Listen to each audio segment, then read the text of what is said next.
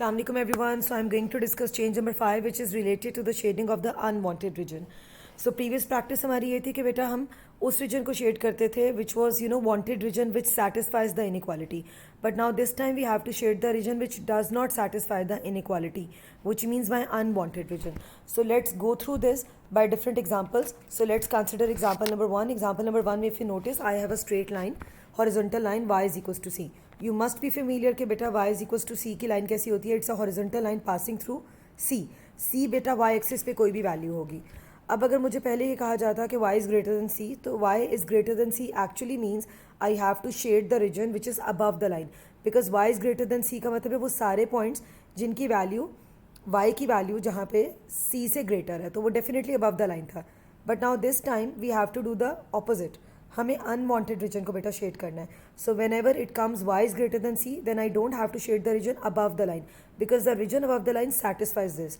सो मुझे बिलो वाले रीजन को शेड करना है so that I can shade the unwanted region. So remember, unwanted region does not satisfy the inequality. ठीक है. इसी तरह likewise if I say y is lesser than c, so it means actually below the line. ठीक है. So previously हम below the line region shade करते थे, but अब क्योंकि अनवांटेड शेड करना है so I have to shade it above the line. ठीक है. So let's move to example number 2. Now I am having a vertical line x is equals to a. A vertical line passes through x. बेटा x की किसी एक particular value पे पास करती है, तो for instance it is passing through x is equals to a. So it's a vertical line. Vertical line की equation x से स्टार्ट होती है और हॉरिजॉन्टल लाइन की इक्वेशन y से स्टार्ट होती है.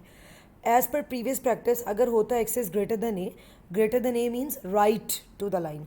बट अब क्योंकि ग्रेटर देन a है तो मुझे कौन सा रीजन शेड करना है? I have to shade the region which is left to this line, because I have to shade the unwanted region. ठीक है जी. So x is lesser than a का मतलब अब क्या होगा?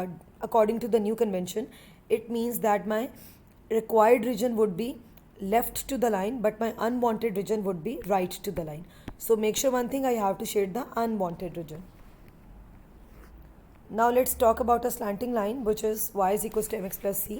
So अब अगर मैं बोलती थी y is greater than mx plus c, so greater always means above the line, but as I have to shade the unwanted region, so I will shade it below. ठीक है. So greater में मैं अब below को shade करूँगी और laser में अब मैं बेटा अबव को शेड कर दूँगी. ठीक है. So make sure one thing, I have to shade the region which is not satisfying the inequality, so I have to shade the unwanted region. Now let's have 3 different lines. ठीक है. ये हमें question करें बेटा, इसमें 3 lines एक साथ है. ठीक है. So that we can see that what is my unwanted region. अब आपको याद होगा वांटेड रीजन के लिए हम हमेशा 3 की इंटरसेक्शन देखते थे. ठीक है. बट अनवांटेड के लिए कभी इंटरसेक्शन नहीं देखते. ठीक है. अनवांटेड में जो रीजन आपका अनवांटेड है, you just have to shade it. So let's go through this. This is x is greater than equal to 2.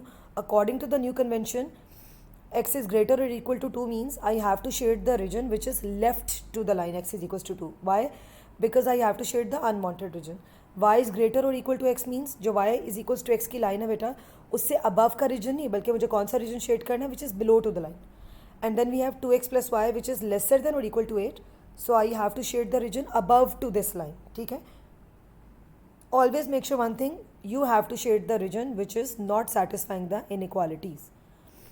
अच्छा, अब first of all I need to draw this lines, because देखिए बेटा ये आपकी inclusive inequality के साथ है. Greater equal lesser equal के सिंबल्स के साथ है. ठीक है. So I have to draw my line solid. ठीक है. और अगर ये सिर्फ ग्रेटर और लेसर के सिंबल्स होते तो मैं क्या करती? मैं एक डॉटेड लाइन ड्रॉ करती. सो अभी सबसे पहले let's draw the line, because अगर आप लाइन्स को ड्रॉ नहीं करोगे you will not be able to find your required region. So let's draw the lines first. So my first line is vertical line which is passing through x is equals to 2. So let's draw the vertical line first. ये देखिए बेटा मैं एक vertical line draw कर रही हूँ which is passing through x is equals to 2. So now let's label it. This is x is equals to 2. उसके बाद मेरे पास बेटा सेकेंड लाइन है y is equals to x. So y is equals to x is a unique line which passes through the origin. So y is equals to x की बेटा एक ऐसी line है which passes through the origin. So origin से पास कर रही है. Again make sure one thing, whenever it comes to slanting line, so you always have to find out 2 points which lie on the line to draw that line. ठीक है. Line को draw करने के लिए बेटा you need 2 points always. Horizontal vertical के लिए you never need any 2 points. Horizontal verticals are quite easier to draw. सिर्फ आपको स्लैंटिंग लाइन के लिए you need 2 points. So as I know it passes through the origin, so my first point will be 0, 0. and after that I'll put x is equals to 8. By putting x is equals to 8 I'll get y is equals to 8. So see, I have got my 2 points. बेटा ये मुझे मेरे 2 points मिल गए, ठीक है, in order to draw this line. So now what I'll do, I'll connect these 2 points and I'll draw a line. So my first point is 0, 0 and my second point is 8, 8. So I'm going to draw this line. ठीक है, so let me label this line. So this is y is equals to x. ठीक है जी. आगे next we have a line 2x plus y is equals to 8. Again it's a slanting line, so in order to draw a slanting line I have to find out at least the coordinates of 2 points. So what I'm going to do, I'm going to find out their intercepts. ठीक है, मैं बेटा इनके intercepts find करने लगी हूँ. So I'm going to put x is equals to 0. By putting x is equals to 0 I'll get y is equals to 8. So I have got my first point, that is 0, 8. So here we go, we have 0, 8. Then I have to put y is equals to 0 because I'm going to find another intercept. So y को 0 put करेंगे तो I'll get 2x is equals to 8. Finally I'll get x is equals to 4. So I have got another point, that is 4, 0.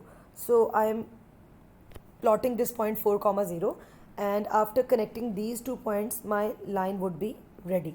ठीक है सी, तो ये मेरा बेटा, I have drawn the 3 lines and let me label it. So this is 2x plus y equals to 8. So make sure one thing, whenever you have to draw the graphs of inequalities or you have to shade the region, first you need to draw the lines. So I have drawn all 3 lines. ठीक है, draw किया मैंने तीनों lines को, sketch नहीं करना, draw करना है. ठीक है, सो ड्रॉ कर लिया बेटा मैंने तीनों लाइन्स को. Now I have to see which region I have to shade. So now let's see which region we have to shade. Left to the line x is equals to 2. So x is equals to 2 की बेटा आपकी red line है, so मैं कौन सा region shade करूँगी? Left to this. चले, left को मैंने शेड कर दिया. Below to the line y is equals to x. y is equals to x की लाइन बेटा आपकी पर्पल लाइन है, so I am going to shade the region which is below to this purple line. Now I am left with the third line above to the line 2x plus y is equals to 8. So 2x plus y की line बेटा आपकी कौन सी line है? That is the green line. So I am going to shade the region which is above this green line. ठीक है, so see this is my unwanted region. और अगर आप ध्यान से देखो, थोड़ा सा मैं जूम करके आपको दिखाती हूँ, जो बेटा एक छोटी सी ट्राइंगल बन रही है ना, actually this is my wanted region. ये वो रीजन है जो इन इनइक्वालिटीज़ को सेटिस्फाई करता है. सो मैंने क्या किया, I have simply shaded that region which does not satisfy these inequalities. So I have simply shaded the unwanted region. आप ऐसे ही करेंगे बेटा, आप अनवांटेड रीजन में कभी भी इंटरसेक्शन नहीं फाइंड करेंगे. अनवांटेड रीजन में जो जो रीजन आपके बन रहे हैं, simply you will shade those regions. ठीक है जी, ऑलराइट बेटा, थैंक यू सो मच.